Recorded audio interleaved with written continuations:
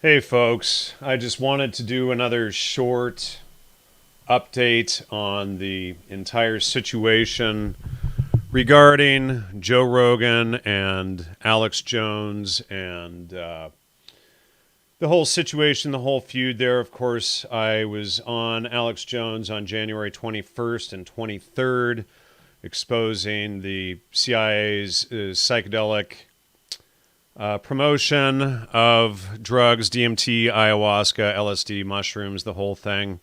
I've seen a lot of interesting omissions. Jason Burmis came out doing an interesting hit piece recently, as did, what's his name? Lou Radowski or whatever his name is. But, and saying that there was no evidence for my research on the psychedelic revolution being the real MK Ultra program itself. But on February 8th, 3 days ago, Red Ice threw in their comments on this entire situation. And interestingly, they bring up the situation with me on their show, but they, of course, don't mention my name. And I did a short update the other day saying we need to focus on their omissions in this whole thing, because what you'll see is that everybody across the board, except for Alex Jones, essentially is avoiding saying my name and discussing my work. They'll talk around my work, they'll talk about it, but they won't mention that it's my work. And I find all of this very interesting. So I'm going to play a clip here from Red Ice this week. Flashback Friday, episode 14. Blackface, blah, blah, blah, suing, naked economics, etc. But what we'll see is Lana mentioning this whole situation. And I was on Red Ice back in August 2012, August 9, 2012, discussing Gordon Wasson and the secret history of magic mushrooms. And then Lana followed up with this hit piece against me on September 12, 2012, and I did a rebuttal of Simon Powell's diatribe and Lana's softball questions up here on my website, and I have put the links to these in the show, in the notes here for this short episode. And I did a line-by-line breakdown of the whole thing here, and just breaking down all of Simon Powell's diatribe. And then Simon Powell followed up shortly after that with a hit piece that he published on what was back then Daniel Pinchbeck's Reality Sandwich. They've since edited this and changed it all, but we can see here that Joe Rogan was a participant in this. Additional thanks to Joe Rogan, Tommy Decentralized, who's a troll who trolled me for years. Johnny Enoch, interestingly, did a hit piece video on me years ago, and was able to edit the thumbs up or the thumbs down against my video to like 20,000 when it only had several thousand views. Obviously, access to YouTube behind the scenes, etc. But we can see Joe Rogan's name mentioned here. And so they cite my work in this stuff, in this hit piece on Red Ice, without mentioning my work. So let's get into this clip here really quickly. All right. Let's talk about Alex Jones, Joe Rogan. Actually, it's a longer clip, so I don't know exactly when he goes, but he went into some kind of meltdown mode there, going after Joe Rogan. Yeah, Alex so Jones. tell us about Joe Rogan. Well, Joe Rogan is a twit, right? Is an asshole, is just a total sellout. He's become like a mouthpiece for the globalists liberal. right now. He brings on these guests all the time now that just like repeat the same bullshit. And it kind of comes in the wake of this like the Jordan Peterson kind of transformation of the movement of resistance against liberalism, which is defined or purposefully engineered to basically take people only to a certain stage, right? He's against identity politics. He's against basically white people basically speaking up on behalf of the fact that they are white and things like that. He derails that whole conversation. So Joe Rogan has kind of, I just feel he's like been kind of dragged along in that, you know. Yeah, he drugs and weed. That's like the most important thing. Yeah, it's just like DMT and weed and, you know. I have to tell people, years ago, one of my first shows I did was years ago.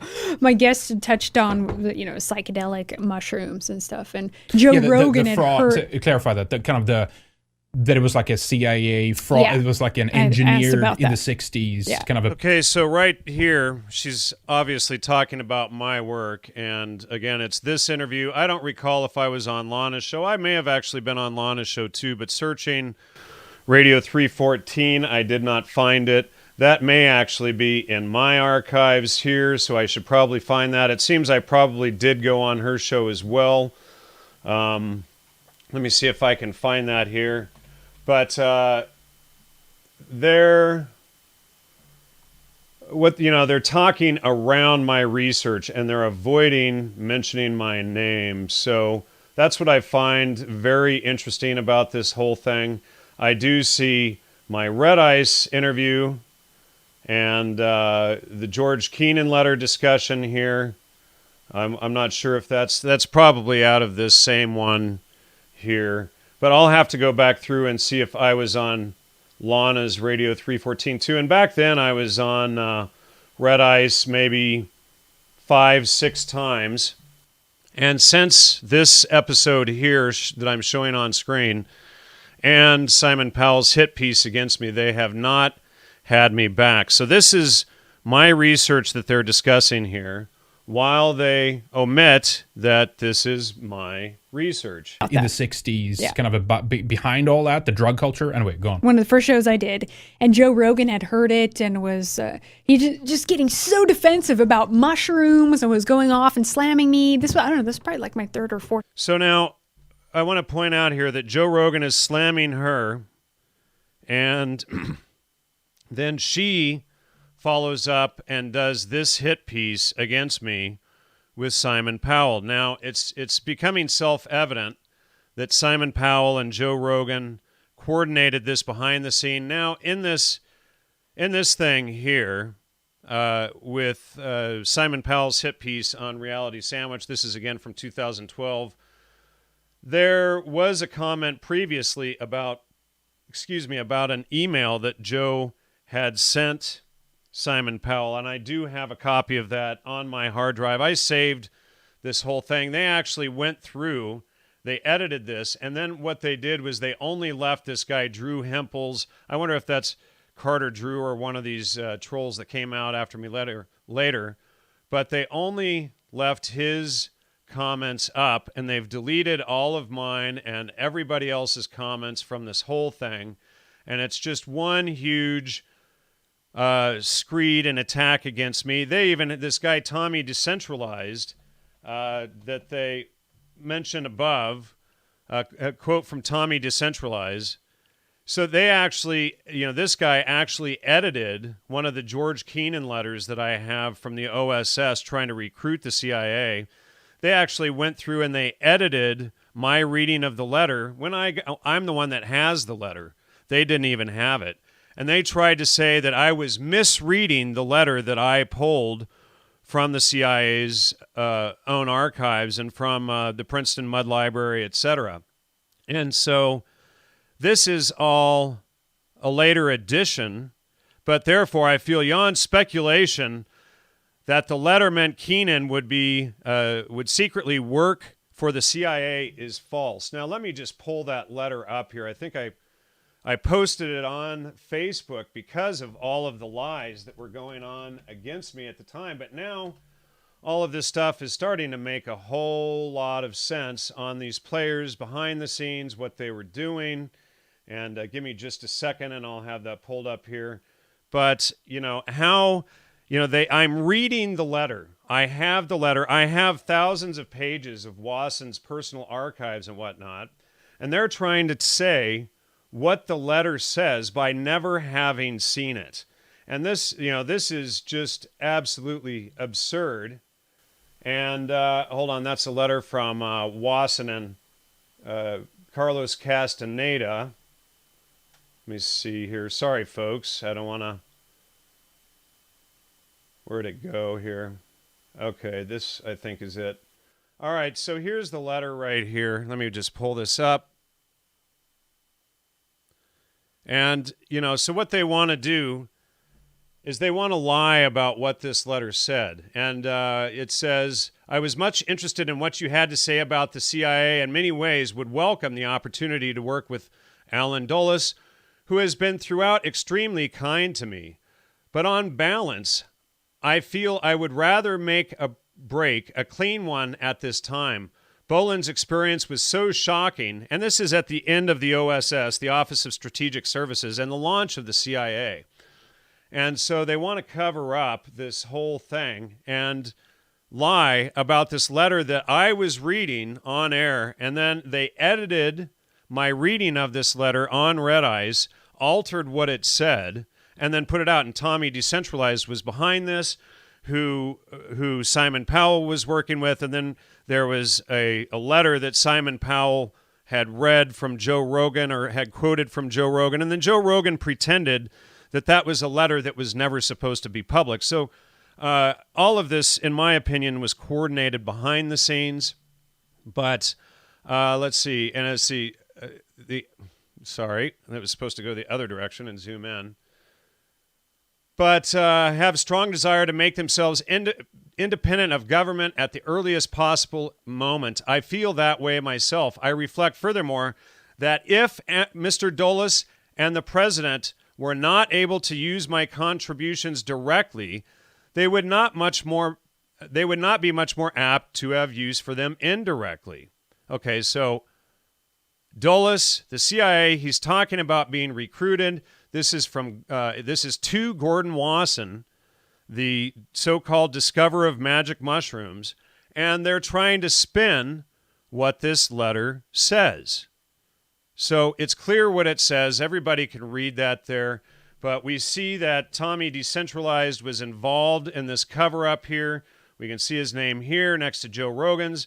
We can see another pertinent retort to Jan Irvin. But again, I want to address that I have the original post of this. This whole thing was edited in hindsight, and they even admit that they went back after Simon Powell did his big hit piece on me.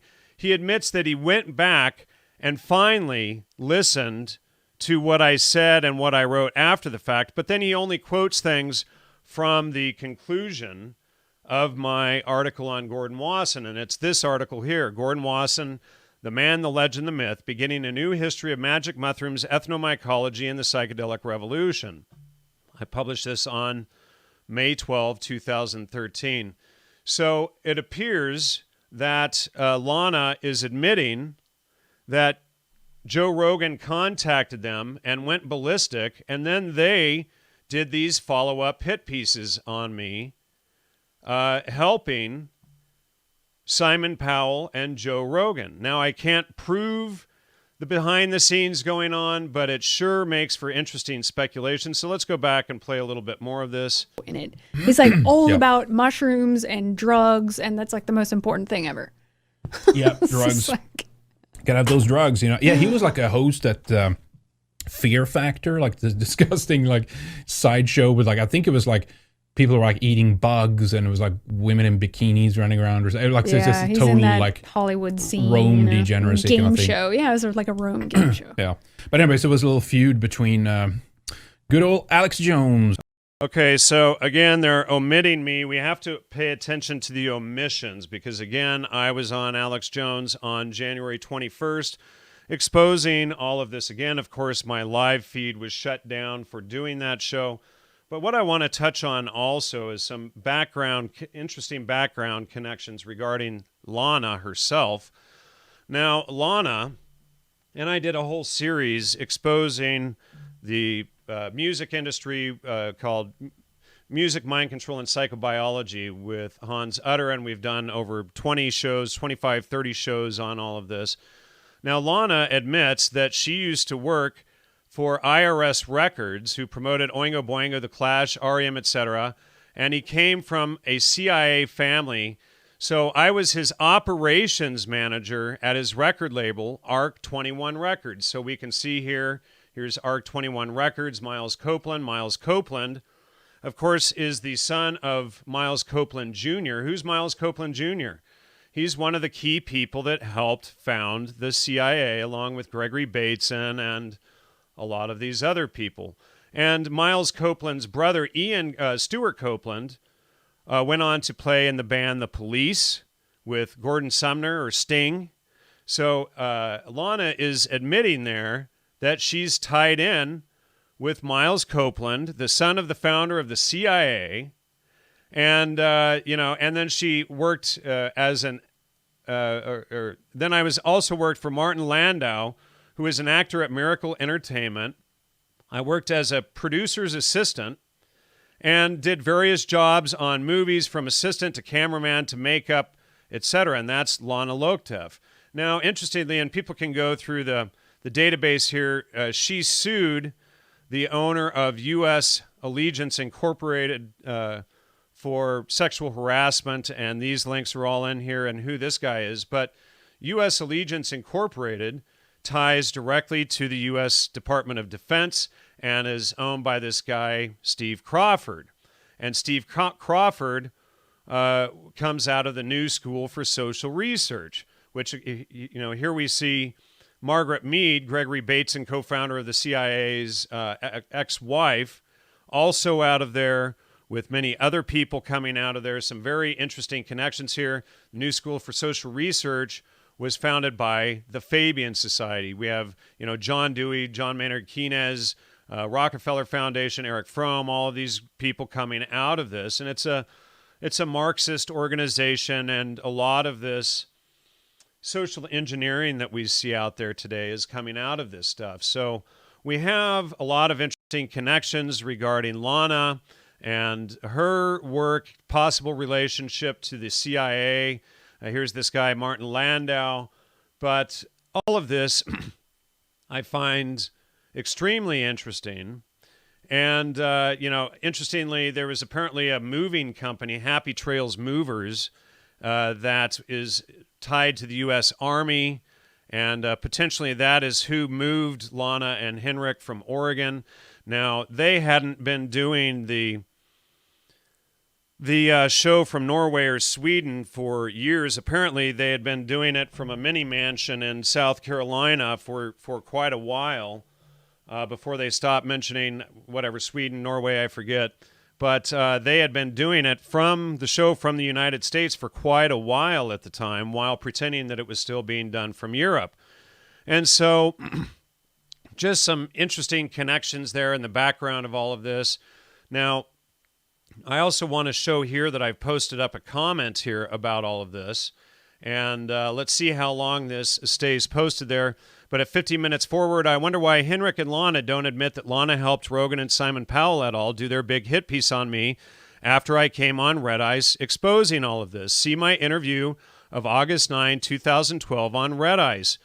I'm just one of the first shows, apparently, and that's if I don't, like I said, I don't remember if it was the Red Ice or Radio 314. She's either referring to my show or Simon Powell's. But why does Lana avoid mentioning my name? It's pathetic. And I love how she also avoided mentioning that I was on InfoWars on January 29, 2019. Again, pay attention to their omissions. And, exposing all of this again. Here is Lana's and Simon Powell's September 12, 2012 hit piece against me. Notice the softball questions that Lana throws at Powell, while Powell lies and spins and goes into the ridiculous. All lies and spin. Lana refused to apologize to me or have me back on to rebut Powell, and then blocked me on Facebook, ignored my messages and emails at all in the aftermath. And maybe Lana's ties to Miles Copeland III, son of the CIA co-founder Miles Copeland Jr., and U.S. State Department via U.S. Allegiance Inc. has something to do with it. Still waiting for that apology and invite back regarding all of this, screen captured for when you delete this post. And then I said the irony is their admission that Rogan went apeshit about my interview, and then they had Simon Powell on, and then Simon Powell followed up with a hit piece against me on Reality Sandwich, citing Rogan in it. So it would appear that the whole hit piece against me was orchestrated behind the scenes. Thanks for revealing that little bit. So, something is going on here with all of this nonsense. And, people are lying apparently in a big cover up here regarding all of this. But I just thought all of you should know what's going on. Again, my live feed on the main channel is shut down. I really appreciate any, support. They're trying to push me out entirely for exposing all of this.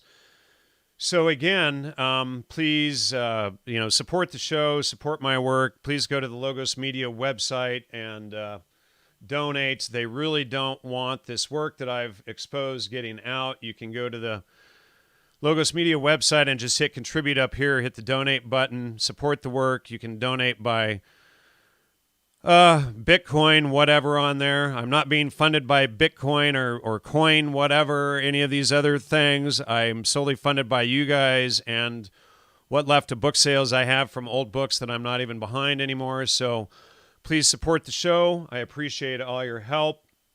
And it's just wild, Anyway, take care, everyone. Thanks for all of those who showed up this morning and jumped in. Take care. Have a good day. Bye.